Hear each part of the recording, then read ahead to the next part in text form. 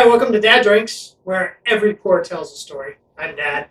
And tonight, what we're going to talk about is we're going to talk about Wide World of Sports and how it morphed into ESPN, and then how ESPN has basically become Wide World of Sports.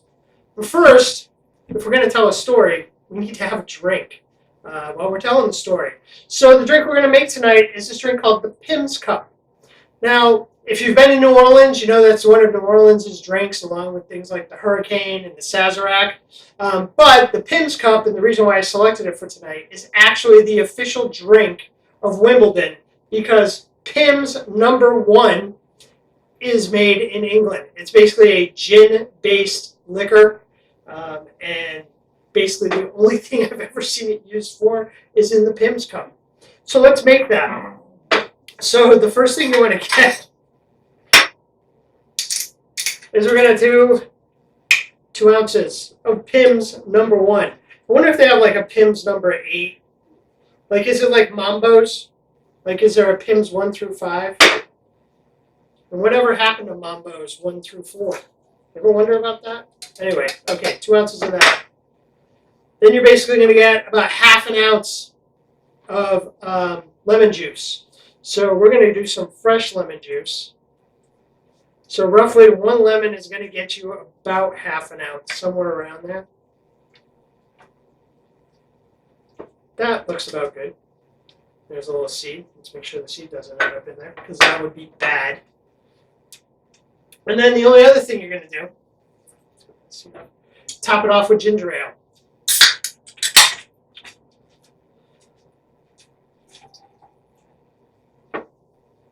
And you serve it all in a Tom Collins glass, which is what this is. So it's one of those tall, skinny glasses.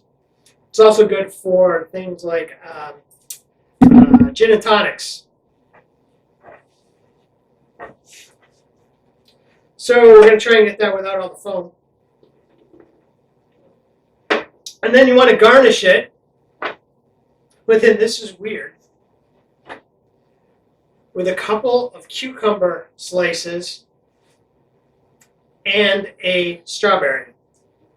Just throw that in there. All right, so we have our drink. Cheers. Drink up. Let's talk about our story. So back in the days when us Gen Xers were young, back in the 70s and the very early 80s, the sports landscape on TV was nothing like it is today. Essentially, you had one national sport that you could actually see a national game on, and that would be football. And every Saturday, you'd see a football game that would be like college football. And then on Sundays, you would be able to see the NFL. In college football, you got on Saturday, you got 1, maybe 2 games, and they were going to be marquee matchups. It was going to be like a Georgia-Alabama, or whoever that was back then, or a USC-UCLA, or Penn State against somebody. That's who it was going to be. It was going to be these big colleges that brought in people and would get people watching TV. If you're watching football on Sunday, good luck if your team wasn't very good. Because if your team wasn't very good, couldn't fill their stadium, and you happened to live at home and they were playing at home, for instance, you were a Patriots fan, and back in the 70s, who wanted to watch the Patriots?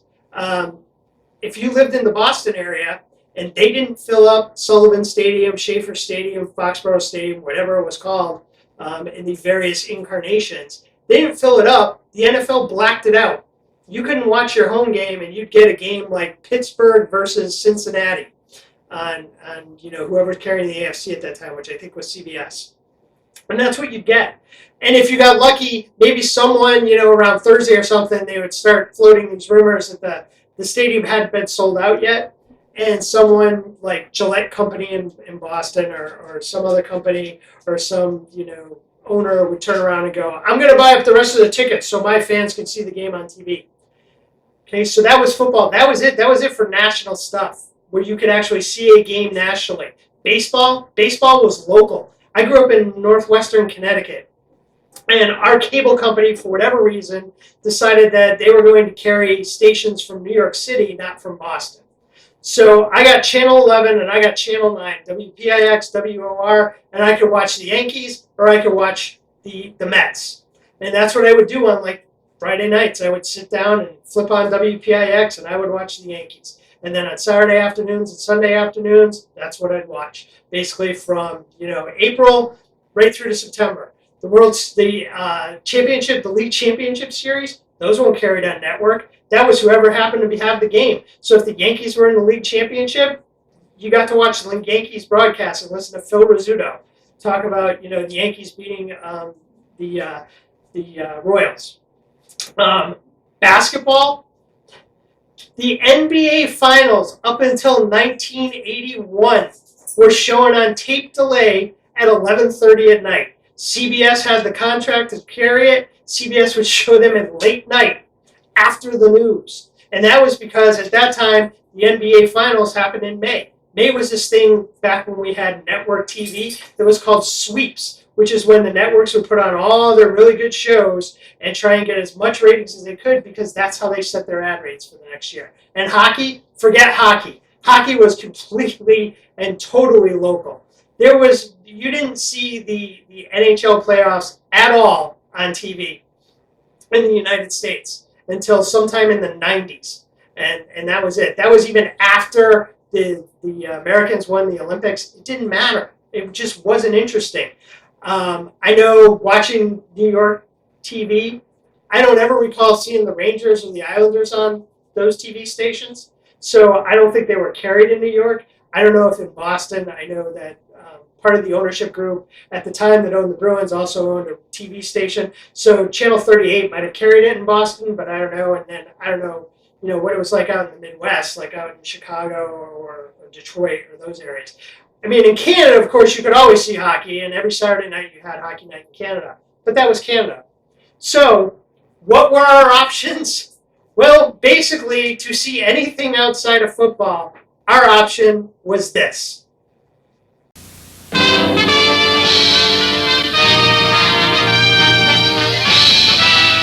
Spanning the globe to bring you the constant variety of sport, the thrill of victory, and the agony of defeat.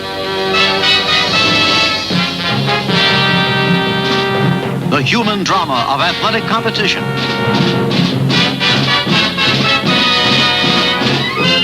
This is ABC's Wide World of Sports.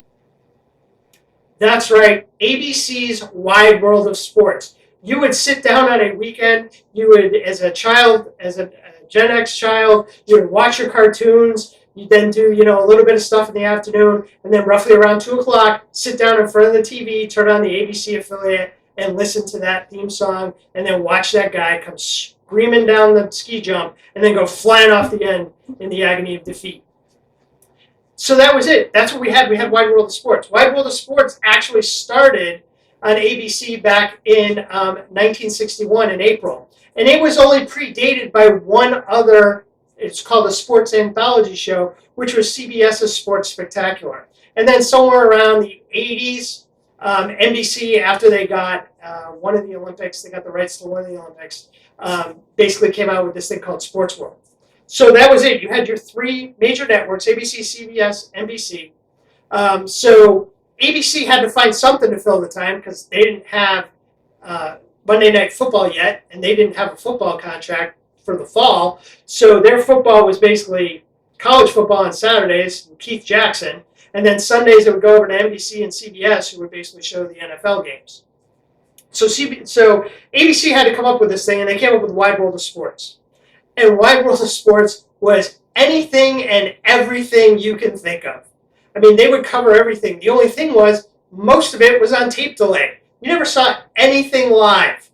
So they would cover things like figure skating. Figure skating was big in the winter. They would show the World Championships or the U.S. Championships. A lot of alpine sports, obviously, ski jumping. But also, downhill skiing, cross-country skiing on occasion, those kind of things. Auto racing.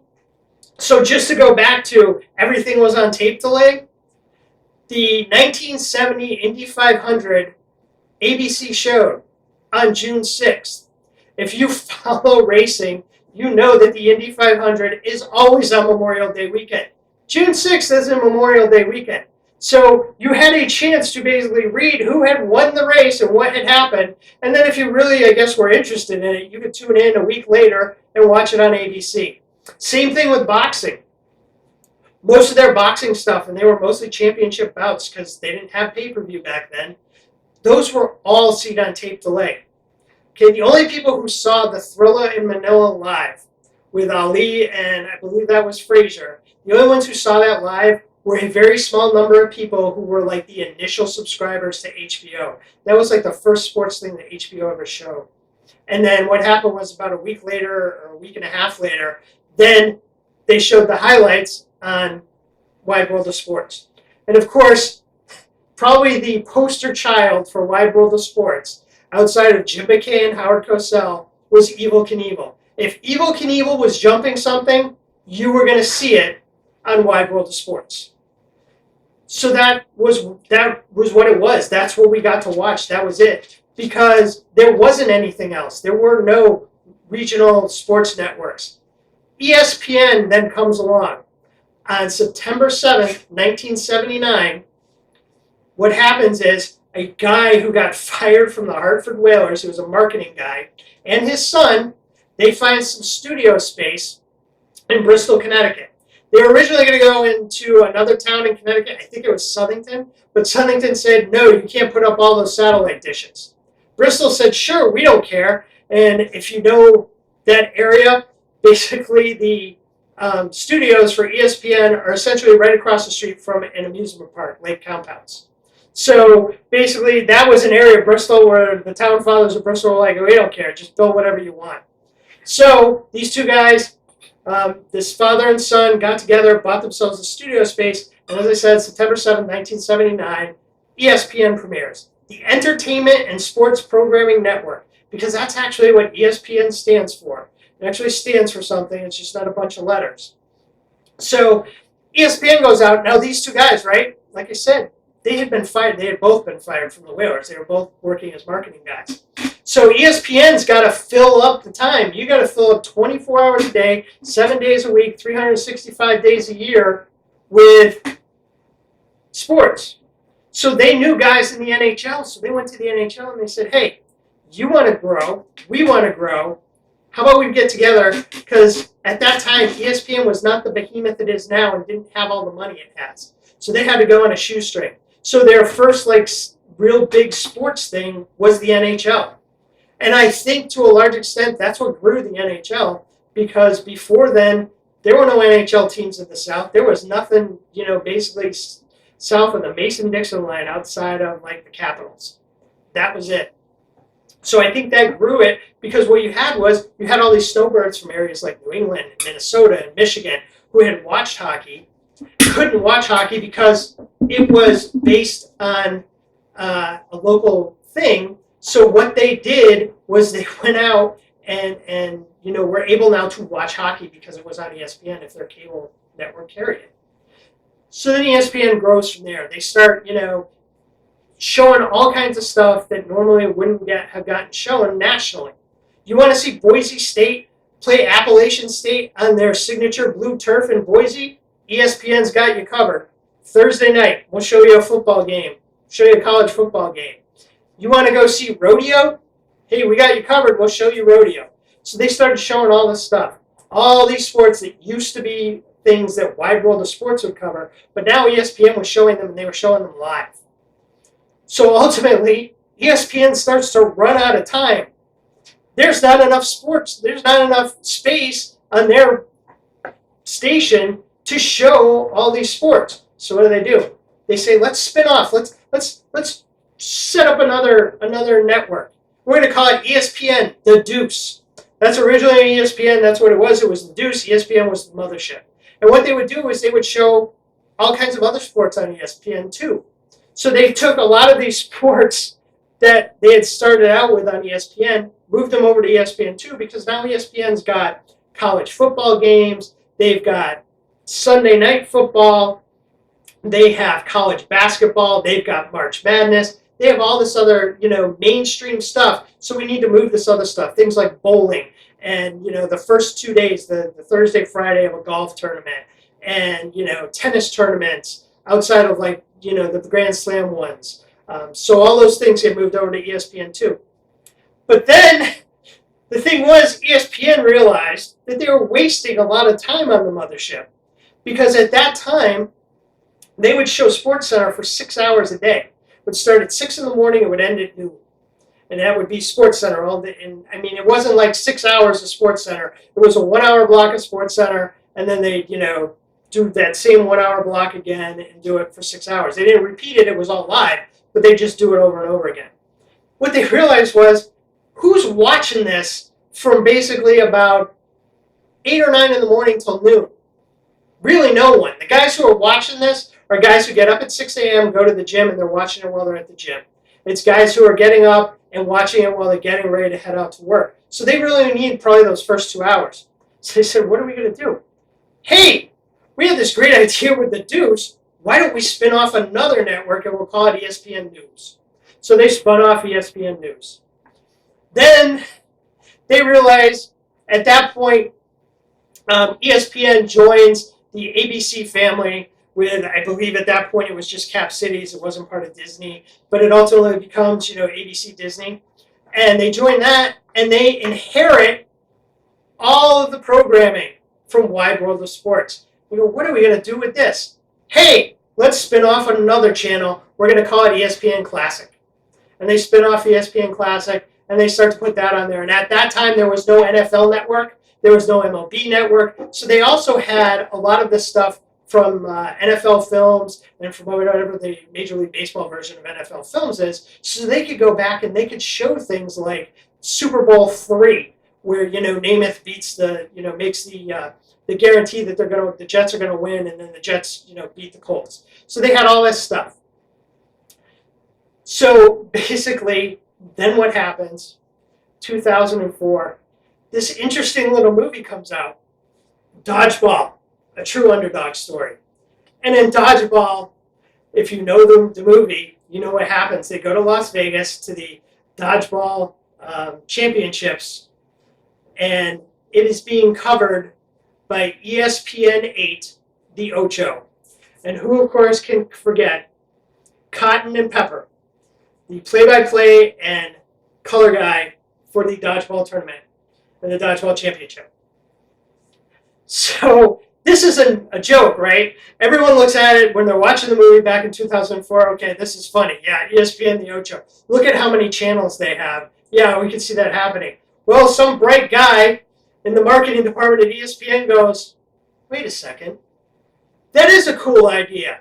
We have all this space on ESPN Classic and ESPN News, and what they started out with was one Sunday, like in the summer when like everything was kind of dead, and they said, we're just going to have a weekend and we're going to call it ESPN the Ocho, and we're just going to show all these weird sports, things that now aren't so weird because they're actually on ESPN.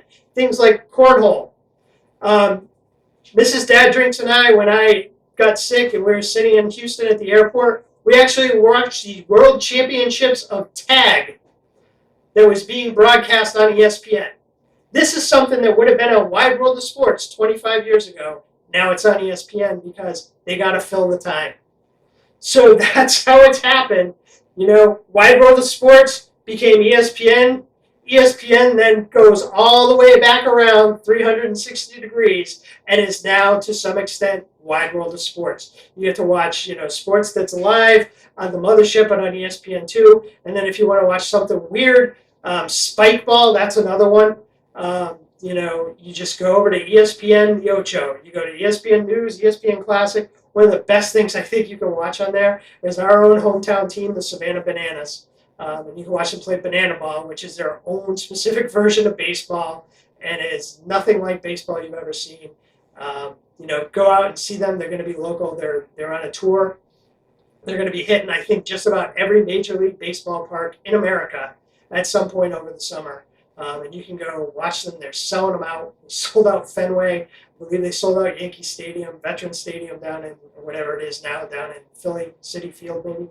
No, that's where the Mets play. Anyway, they're selling these places out, huge stadiums, and they're basically a minor league. They started out as a minor league baseball team. And then their owner, who was a marketing genius, said, "What would I really like to see with baseball?" And he's out there playing it. So anyway, that's the story for tonight. ESPN becomes Wide World of Sports. The Pimms Cup, the official drink of Wimbledon. So cheers. Have a good night. Make sure you go and check out daddrinks.com. That's where the recipe for this is. It's also where there's merchandise. And just remember, every pour tells a story.